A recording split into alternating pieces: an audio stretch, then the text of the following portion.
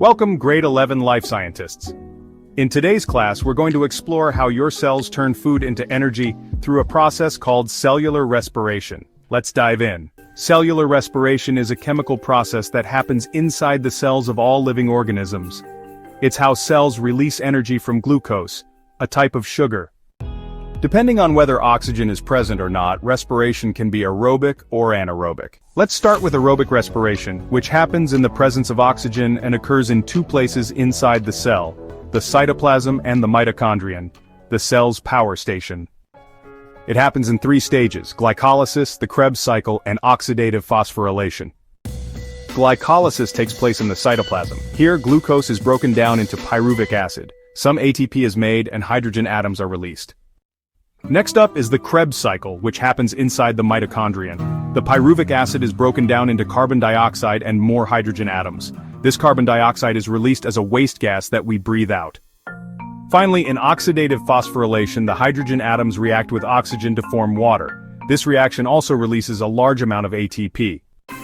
And that's how your body gets energy to walk, talk, and even think. What if oxygen isn't available? That's where anaerobic respiration kicks in. Anaerobic respiration takes place in the absence of oxygen. It's less efficient and releases less energy. That's what causes your muscles to burn during intense exercise. But anaerobic respiration isn't just for tired muscles. It's also used in industry.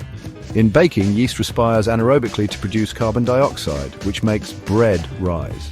In brewing, yeast produces ethanol or alcohol and carbon dioxide, the basis of beer and wine. Glucose turns into alcohol, carbon dioxide, and energy.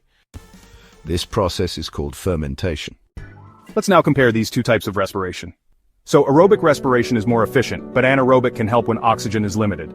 Oxygen required, aerobic respiration yes, anaerobic respiration no. Products: aerobic respiration produces carbon dioxide and water. Anaerobic respiration produces lactic acid in animals and alcohol plus carbon dioxide in yeast.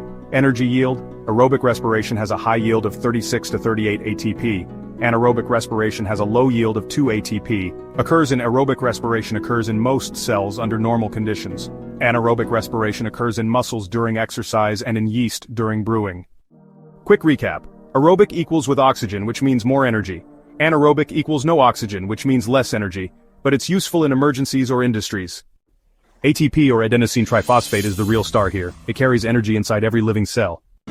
And that's it! You've mastered cellular respiration, one of the most important processes in biology. Remember to like, subscribe, and hit the bell for more life sciences lessons. Keep learning and keep growing.